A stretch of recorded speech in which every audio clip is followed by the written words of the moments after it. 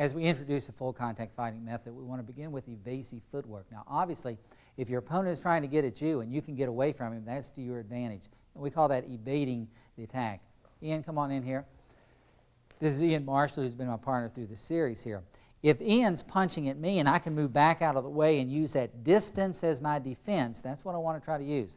I also have the option of moving over, angling out to the right, angling out to the left, or moving in and pivoting out away. We covered that in tape number 2 on mobility.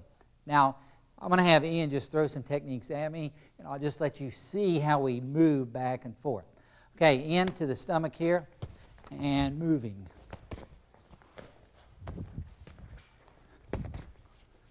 Now, notice I'm not actually hitting. I'm just trying to move around here to control him. And whenever I see him get sit again, I'm in position to move into him to stop him. And basically what I'm trying to do here is step out of the way to take my position to move to where he is weak. Let me slow it down here for a second. If you punch out and I know the next technique is going to be that right cross, I'll step over here where I know he's going to be weak.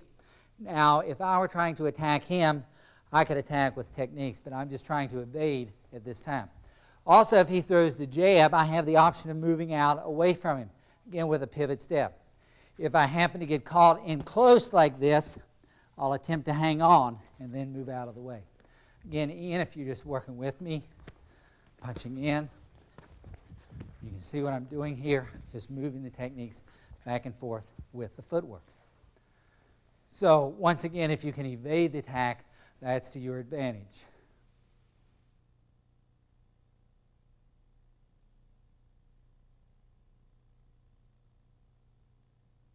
To supplement the evasive maneuvers, we can also add blocking. Now, this isn't the type of blocking that we look at in a karate or a kung fu system, but rather quick little motions with the arms and elbows. What we're trying to do is take the attack in and just stop it before it goes in. Ian, if you'll come in.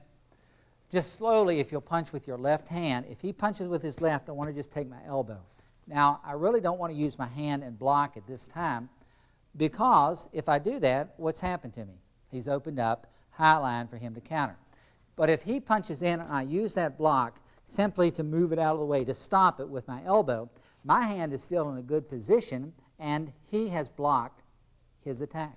So as he punches in, I'll just move my hand slightly. I move my body and like that.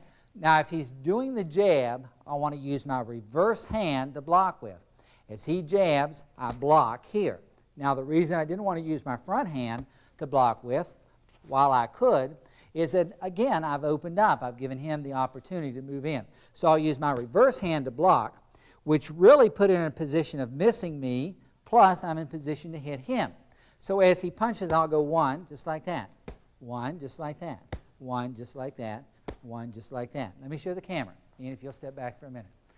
As my opponent punches into the body, I'm just going to use my reverse hand like this and move. Now, by the way, we're using an orthodox boxing stance. That is, taking the strong side and placing it back. Now, obviously, if you've practiced a number of years, your left side and your right side would probably be equal in terms of strength. You won't have a dominant side.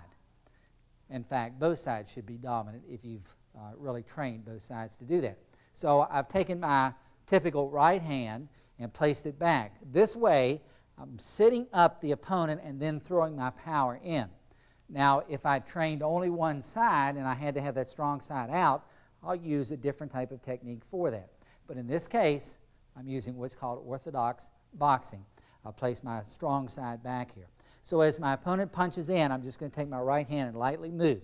Now notice as the punch comes into the body like this, as my elbow comes out, it really kind of hits and stops it right there.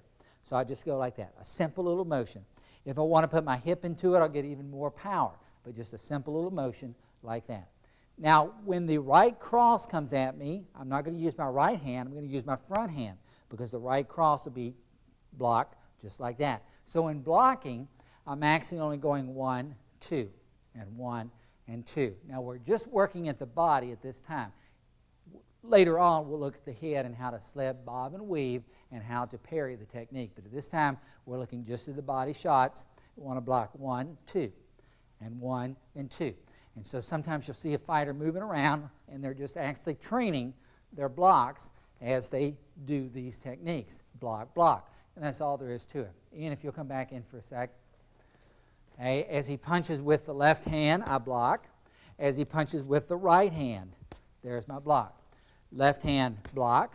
Right hand, block. Now you got to actually try to make contact. Block, block. Now if he doesn't try to make contact, and if you're training at home with a partner, and your partner punches out here, punch, okay, you've missed. Now you've already evaded the attack using distance. It's when they get in too close and you can't evade using distance that you have to go to blocking. So you have to make sure that your partner tries to at least touch the stomach as you're punching. Punch, and right hand, and right hand, and right, and left, and right, and left. All right, now this time I'm going to try to move around for a second with Ian punching at me, and when possible and when appropriate, I'm going to use blocking techniques. You can't force a technique to work. You can't say, I'm only going to use blocking. Sometimes I'll have to evade, sometimes I'll have to immobilize, but I'm going to try to use the blocking as much as possible. All right, ready? Just punching right to the body. All right, there are a few more punches at me. Got to get in on me. That's it. All right, try to work. Double up on the punches if you want to. All right, give me a little distance here. And you can see what I'm doing is just putting my elbows in the way, and see that puts me in position to where I can continue punching with my opponent. So blocking tends to be a very appropriate way of using defense in our kickboxing system.